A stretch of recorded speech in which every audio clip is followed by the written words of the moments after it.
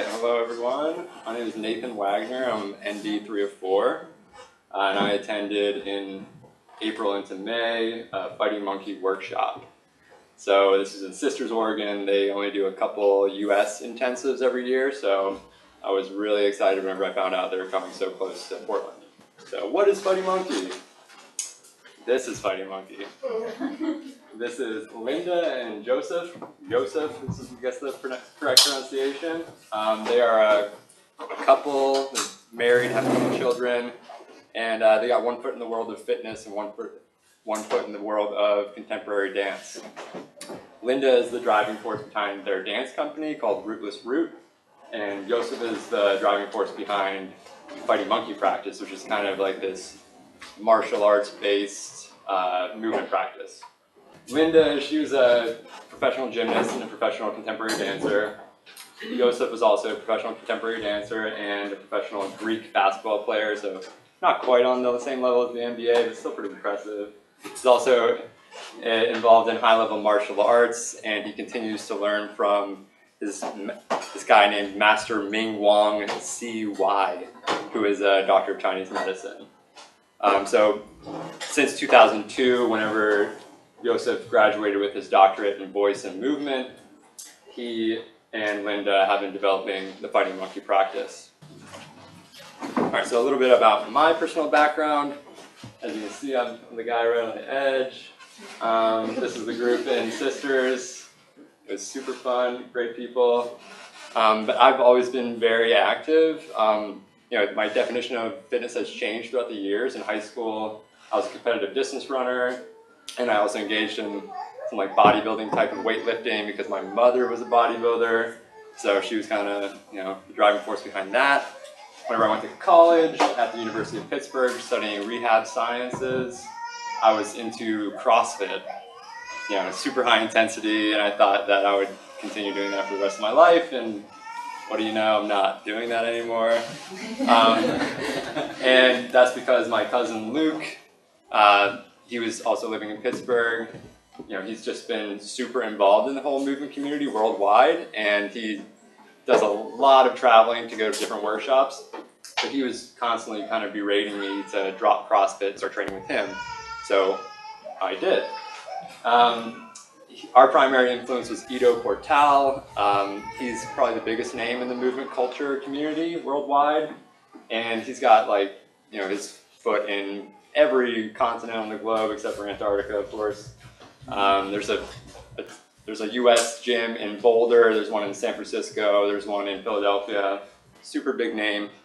But all our training goals were oriented around kind of showy skills and tricks. So obtaining a full straight handstand, full planche, a lot of gymnastic skills, Olympic ring skills, some ground locomotion stuff, stuff that was kind of geared towards feeding our fragile male egos.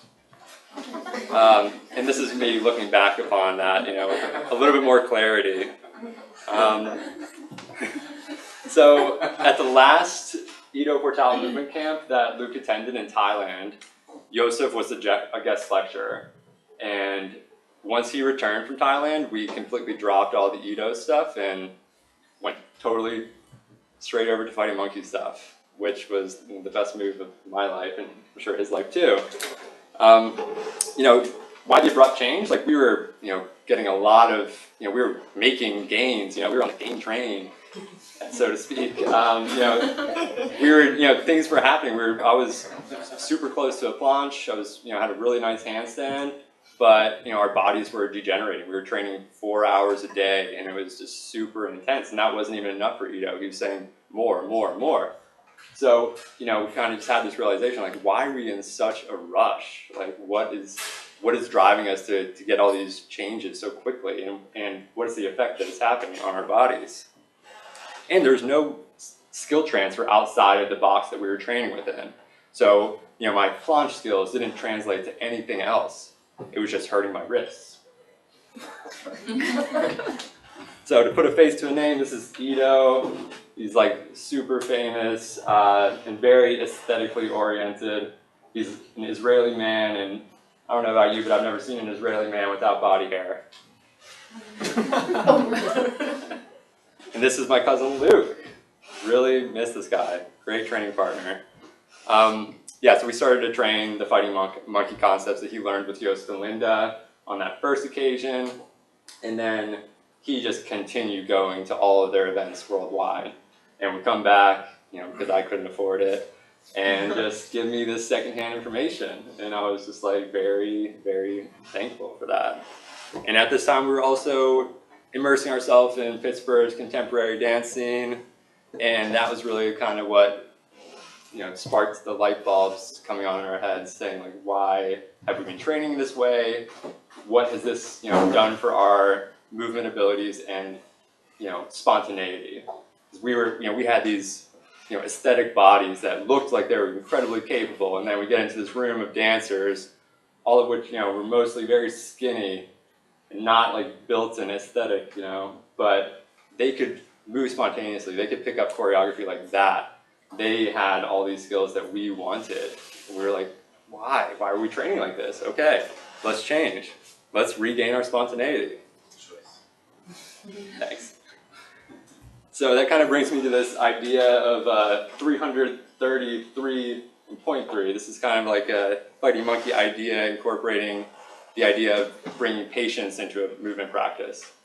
And it's kind of shaped around the story of a Taoist master leaving China, and whenever he's mounting his horse, trotting off along, past the Great Wall, he just, somebody yells, "Hey, when are you going to come back?" And he just turns around and says, holds up this sign of 3, 1, 2, 3. So, very cryptic, leaves a lot to be interpreted. And so that generation, they were a bit more patient. They're like, okay, that probably means like 300 years. He'll be back in 300 years. And, 300 years goes by, it's not back. So oral traditions passed down. Those people thought, okay, maybe he meant 30. So 30 years from then, he'll come back. 30 years goes by, he's not back. And then the next generation, they're like, okay, 3 years must have been 3. Like, it wasn't cryptic, it was just 3. And what do you know? He doesn't come back, and, I think you get the point. But this is just to illustrate that, as a culture, we are becoming increasingly more and more impatient. We want to see returns quickly. And as we age, we are also kind of becoming more and more impatient. We're like, time is running out. Well, I need this now. I need to have a great handstand by the age of 30. And, that's not necessarily the case, or not necessarily, an appropriate goal.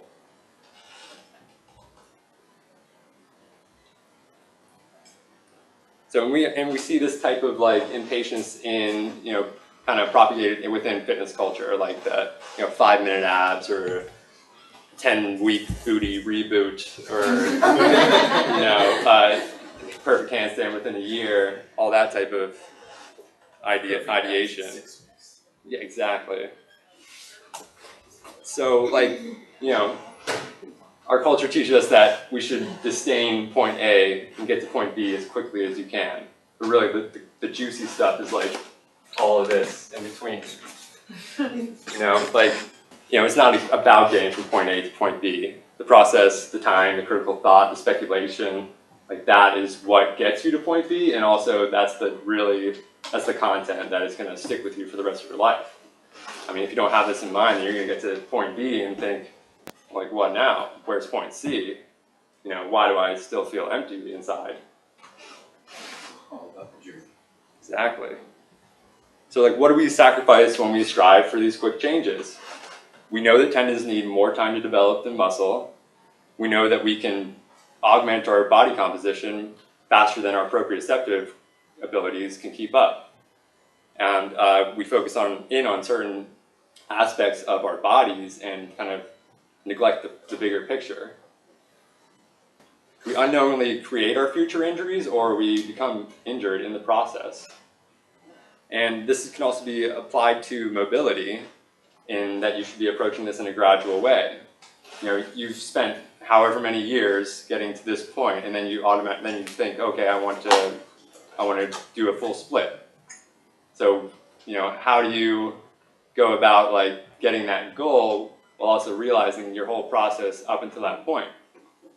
So rather than just stretching and kind of loosening up your joint, maybe you should be working on slowly remodeling that joint as it has modeled over the years to get you to your starting point. So this is done by controlled and thoughtful progressions. There's no rush. You're building your masterpiece, so take your time. You are the only one that has to live in your body. And this kind of brings up to the idea of a tea ceremony. Like the process of a tea ceremony is like the real substance. Like drinking the tea is kind of like an afterthought. So what do we actually do in this workshop? The picture here is a dragon pearl. That's one of the main training tools of fighting monkey practice. It's a 9-kilogram wooden sphere. It's been handmade by an artisan in Greece. And wow, amazing training tool with a lot of different ways you can apply it. So we train for about 8 hours per day, and this is not to say that everybody should be training 8 hours a day all the time. This is just to maximize the value we're getting out of this workshop. Before breakfast, we started with a 2-hour session of coordinations, and of course we'll delve into each one of these a little bit deeper as I go on. Before lunch, we had a 4-hour session of body-body work, so like kind of working with the partner and working with various training tools such as the Dragon's Pearl. And before dinner, we had a 2-hour session of the zero form and philosophy talk. This order has no particular relevance, and in different workshops, it'll be in a completely different order, which is kind of meant to make you realize that it doesn't really matter. It's all about how you are relating to it.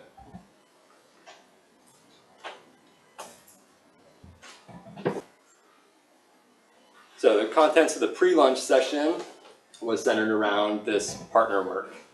And in the fighting monkey practice, you don't have students, you have partners. And a partner is going to ask you the questions that a student won't ask. A partner is going to push you to the limits that a student wouldn't dare to push. Without a partner, everything you do is perfect. Everything you do is great. Partners introduce chaos. Partners introduce novelty. They give you somebody to interact with, and they also provide you another person to bounce ideas off of, create new games, augment the games that you're already playing. Somebody that can identify your deficiencies and weaknesses and push you to create new strategies to overcome them. It's kind of like playing tag with a kid. If you ever play tag with a kid, you can go and tag them because you're like an adult and way faster than them and stuff. Tag them and they're like, oh, I'm not it. Like, I'm under the oak tree. The oak tree is neutral. Or I'm on the breakfast bar. Like, breakfast bar is safe. So it's kind of like that with the partner. Bring in, change the rules. Life's rules are always changing. There's not a stagnant rule in the game of life. So bring in that novelty. Have somebody that's gonna, identify, oh, he's getting a little good at this. Like, I'm gonna change it up. New rules. Adapt. So this is one of the training tools that we use. It's cutely outlined in the form of FM, Fighting Monkey. And this is what's called the practice ball. I was previously calling it ball on the string, but I like practice ball a little bit more.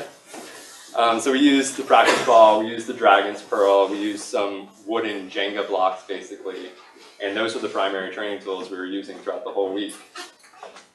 With the Dragon's Pearl, you can work with that solo, you can roll over it, kind of do some type of interfacing game like that. You can work with a partner by pressing it evenly into each other's hands, working with that proprioceptive quality, moving it through different patterns as you're pressing it, like having to adapt to another person's changes and tension and their weaknesses. Amazing, amazing game. And you can also throw it up as high as you can, catch it with one hand, throw it up, spin it around your wrist, bounce it on your eye socket. All these different games, you can apply it in endless variations. With the practice ball, you can just simply swing it at your partner and they're dodging, not being excessively just not being excessive about it, but kind of just barely moving out of the way rather than whoa, running to the other side of the room. You can just apply it in so many different ways. The blocks, you can kind of work on your fine motor skills by keeping it close, extending it, as a stack of 2. You can build structures with only toes. You and a partner can create different arrangements on the floor, move your feet through that as you're balancing on a standing foot. There's so many different variations.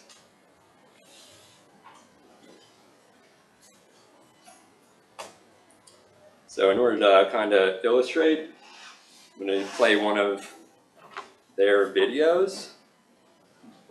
By the way, they have amazing YouTube and Vimeo channels, like super good quality videos that aren't like these excessive like explanations. Our interest is to build up an earthquake architecture, a structure that is elastic, resilient, yet soft, especially fun, in right? moments when you encounter irregularity and unpredictable. Earthquake architecture is very powerful, but not rigidly strong. It is structure that is interconnected in smartly adaptable way, so when the shake comes, it does not react as one solid piece that would crack or collapse. And that is because the connections are open and ready to transport information to the entire structure. They are able to spread the stress, helping to rearrange its position according to the actual needs to sustain dynamic balance. We do this by designing complex movement situations where you are exposed to a variety of learning methods that can help you to learn more effectively, more efficiently, and with longer lasting effects, which is very important to improve your cognitive and behavioral flexibility and tolerance to unknown, which is very, very important. We observe and test movement abilities in a variety of contexts and conditions to understand how intelligent, adaptive, and creative you are in the moments that are not entirely in your control. Movement situations like this one, practice with a ball, which we are working on for the last 2 years, provide you with instant information about ineffectiveness and insufficiency in your motor skills, perception, and rhythm. Material that you see will help you to understand how 3 body weight centers collaborate with your feet, which is one of the most valuable assets for understanding movement and coordination between upper body and the lower body. Integrating multiple sensory and perceptual feedback into your orientation and practice. By changing levels in this very irregular mode of moving and reacting, you will quickly realize how effective is your energy, your power, and how intelligent are your joints in motion. Something that you simply can't test or understand through controlled or organized exercise. All right, I hope that illustrates the point a little bit. All right, so this is what we started our day with. This is a picture of the coordinations. Basically, it's just moving through a pattern across space. This can be likened to a type of like intricate tribal dance choreography. The pattern will start out basic. There's no explanation or breakdown of movement sequence or anything. You just watch and you try. And as you are trying and going, across the room, back to the front, and across, Joseph and Linda are watching you, and they're seeing if people are starting to get it. And if they're starting to get it, then they're introducing some piece of novelty, a new movement, a variation on an existing movement, just some piece of novelty that you have to adapt to. And this is like, people either love or hate this exercise, or a little bit of both. But this is where everybody is watching the previous dancers, people with dance background, because they're picking it up like that. And everybody's lamenting about how they weren't enrolled in dance classes as children. That's kind of my story. And this is what we did in the evening. This is a picture from the 0 form. This is an example of the branching variation of our standing posture. This is how you become your own physiotherapist. This is what you do on a daily basis. This is how you find what is 0. What is your ever fluctuating baseline? How is it different from yesterday? How is it different from last year? How is it different from a decade ago? This is how you're assessing where you're at in a particular day, where your body is at in a particular day. So it's composed of 7 different cycles. And the first cycle is a standing cycle. This is standing. You're just standing in the most efficient way that you possibly can. You can do it from as little as a minute to as much as 90 minutes. The longer the duration, the harder it is, and the more you realize where you're insufficient, where you're breaking down, where you're holding your tension. This is not only a test of your own structural capabilities, but a test of your mental capabilities. And the branching pattern is something that can be incorporated if you're kind of prone to becoming stagnant in that position. You cannot become stagnant with your arms held up. And you hold that for 3 minutes, 30 minutes, as long as you can. And what's really remarkable in a group of people doing this same branching pattern, you can push yourself further than you ever thought you could. You're feeding off of the collective energy, and you don't want to be the first person to give up and collapse, because that's going to start a chain reaction of other people thinking that it's okay because somebody else did it first. So you don't want to be that person. Some fighting monkey components to keep in mind as you're doing this practice, the standing practice in particular, is the idea of your 3 body weight centers: your head, your chest, and your pelvis. Where are they oriented? How do you fall into certain positions? What are your patterns? How can you create a better one? Another one to consider is the idea of 50-50. 50% of your body weight into one foot, 50% of your body weight into the other foot. And then this other idea of 60-40. Of that 50% in that one foot, 60% of that weight should be in your heel, 40% in your forefoot. And a little bit more of a breakdown would be 60% in the heel, 15% in each side of the ball of your foot, and 2% in each of your toes. So these are all things to be checking back in to see where you're kind of deviating to one side or the other, or other variations. So that's the standing cycle. Then you go through a balancing cycle. This can take the version of many different things. It could just be as simple as balancing on one foot, moving your head into various different positions. And once you get too good at that, you close your eyes and do that. And you will guarantee to suck at that. So you have standing, balancing, a foot rooting cycle, which is very focused on rooting your feet into the ground, creating some dexterity and awareness in your toes and your feet, in your ankles. There's the preparatory squat phase, which is some squats to prepare your body for the rest of the variations. You have a knee washing phase, and you have a transitional squats phase, which is kind of what the preparatory squats were gearing you up for, and then a resilience cycle. I'm not going to go through each one of these because I'd be up here for days. So just try. I thought this word was worthy of its own slide. This is the single syllable that was uttered the most throughout that week. Just try, try, try, try. Nobody expects you to get it on the first try. Nobody expects you to be good even after the millionth try. Just all that is expected is genuine effort and just to give everything a shot. You know, embarrassment is super valuable feedback. You know, can you dance in front of, strangers in a park? Can you swing a tennis ball on a string at your friend, in a public space without wondering what people are thinking that are looking at you? Can you absolutely suck at something without being embarrassed? And if you are embarrassed, how are you going to respond to that? Are you going to give up, go somewhere else, go to a private space? Or are you just going to persevere and kind of sit with your embarrassment and those feelings?